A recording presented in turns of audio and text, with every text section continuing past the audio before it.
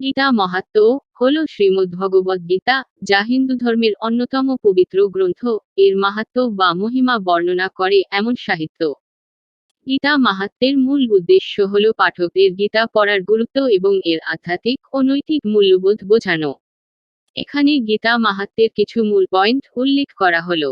১. আধ্যাত্মিক গাইডেন্স। গীতা মানুষের জীবনের প্রতিটি দিক সম্পর্কে নির্দেশনা দেয়। ধর্ম, কর্ম, জ্ঞান এবং ভক্তির মাধ্যমে জীবনের পরিপূর্ণতা অর্জনের পথ দেখায়। ২. নির্ভীকতা ও মানসিক শক্তি। গীতা মানুষকে সব ধরনের ভয় এবং সংশয় থেকে মুক্তি দেয়। এটি মানসিক শক্তি ও স্থিতি প্রদান করে। ৩. কর্মযোগ। গীতায় শ্রীকৃষ্ণ কর্মযোগের কথা বলেছেন, যা হল কর্মের মধ্যে থেকেও নিজেকে কর্মফল থেকে মুক্ত রাখা। ৪. জ্ঞানযোগ। গীতায় জ্ঞানযোগ বা জ্ঞান দ্বারা মুক্তির পথের উপর জোর দেয়া হয়েছে। ৫. ভক্তিযোগ।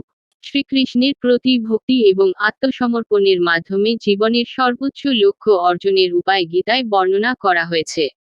৬. প্রতিদিনের জীবনে প্রয়োগ।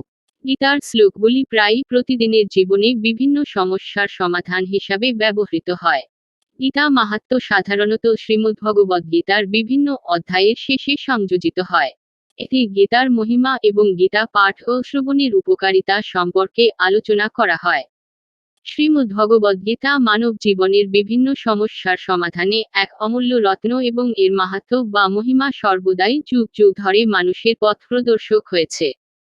গঙ্গা, গীতা, সাবিত্রী, সীতা, সত্যা, পতিব্রতা, ব্রহ্মাবলী, ব্রহ্মবিদ্যা, ত্রিসন্ধ্যা, মুক্তিগেহিনী, অর্ধমাত্রা, চিদানন্দা, ভবগ্নি, ভ্রান্তিনাশিনী, বেদত্রয়ী, পুরানন্দা, তত্ত্বার্থ, জ্ঞানমঞ্জুরি। হরে কৃষ্ণ কৃষ্ণ কৃষ্ণ হরে হরে, হরে রাম রাম রাম হরে হরে।